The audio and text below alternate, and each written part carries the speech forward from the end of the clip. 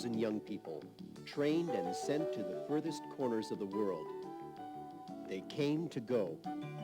From Chalêt-a-Gobet, Lausanne, young people fired by the call to spread the gospel fanned out across the globe. At first, there were few. Today, the work of Youth with a Mission counts 7,000 full-time workers in evangelism, training, and mercy ministries. For the last 20 years, YWAM Lausanne has been developing leaders to serve the nations. It was 1971. Loren Cunningham led the first group of students to train in this building. I was in New Zealand, and the Lord called me aside to have a time of fasting and prayer for a week. And during that time, the Lord spoke certain specific things to me.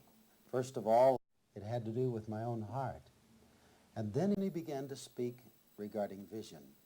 And one of the things he said to me was, it was time in Youth with a Mission to start a school.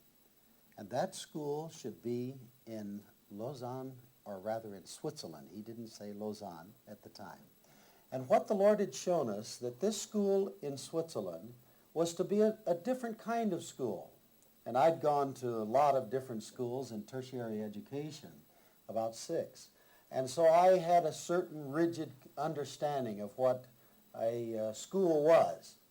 And yet the Lord was saying, put that aside, this is different. I want you to bring people from the front lines of evangelism, of the work of the Lord, and they will come in for short term, teach in their area of specialty, and then they will leave and another one will come.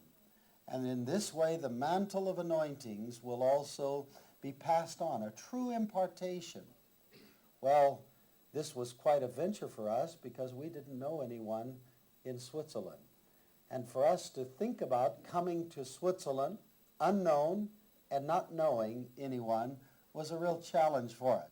With a map of the world, if I could point out to you probably those first bases that were ever launched from here, where we went to Cyprus, where we went to Germany, if we went to France, if we went to Afghanistan, in those early days, I could tell you about the specific prayer meeting that started that particular base.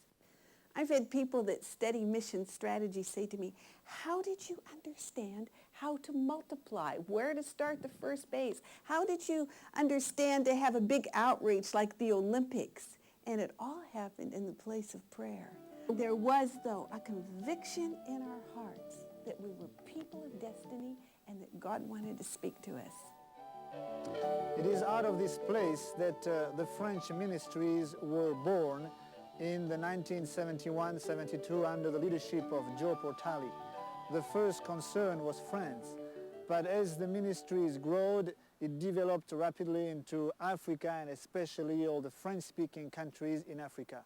Today we have centers in France, Quebec, Belgium and several African countries with training ministries, relief and development ministries. Also, the publication house has had a tremendous impact in the French-speaking world, way beyond the borders of Switzerland and even Europe. Other ministries, other centers, even here in Switzerland, have been born out of this place.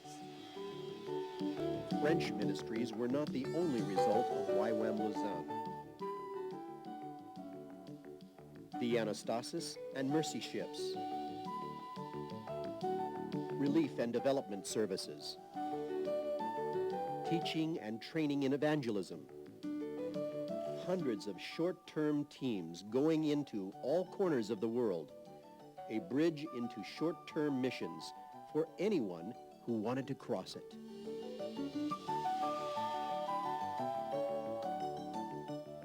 Thousands of people contact these offices every year to know the opportunities available to them.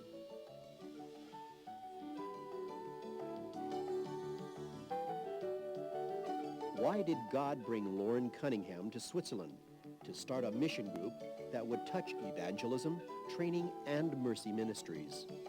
Because it is here that the mantle of anointing is in those 3 areas.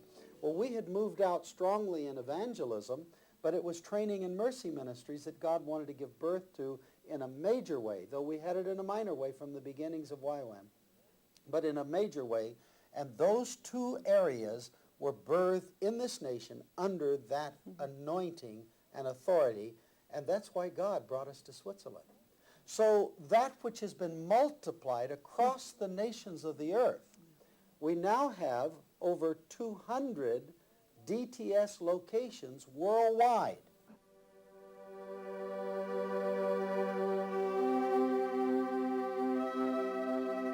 Many things are no longer as they were. The building has served many more times the amount of people that it was built for. Today, not only the cracks on the outer facade show its age, the plumbing and the sanitary system, as well as some of the electrical installation, are more than 80 years old. A few years ago, studies began to determine the work that the building would need to continue its service. An unexpected development brought things to a head. L'inspecteur de la police du feu de l'établissement cantonal d'assurance du canton de Vaud. The Cantonal Inspector of Fire Services visited the buildings in Chalêt-a-Gobet in May last year.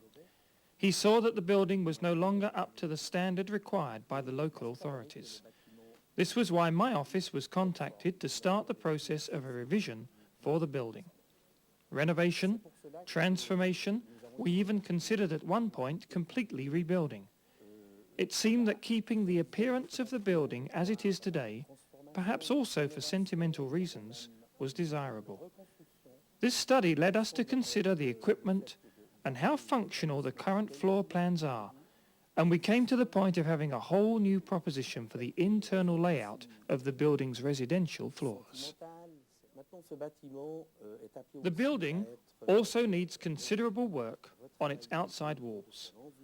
This means principally thermic and sound insulation, as well as the final wall covering. We have also studied the roof because of water that comes through, and all of the roof covering needs to be renewed as soon as possible. An emphasis has been placed on the cost-effectiveness of the work, so that the expenses can be limited as much as possible. We've also studied the question of not only working with local contractors, which is obviously necessary, but also to make a call for help for people to come from the outside. They could be students, or even mission builders coming from other countries, perhaps even as far afield as the United States. They would help with the work and help those who are full-time. All of that in full coordination with the local professional. We are calling this rebuilding of the main center Phase 1. The opportunity to use extensive volunteer labor as well as the disposition of many firms to help a mission organization means that the costs can be kept low. Even so, we estimate that Phase 1 will cost approximately 1 million Swiss francs. That's roughly 1 million more than we have available. Work started in April 1993.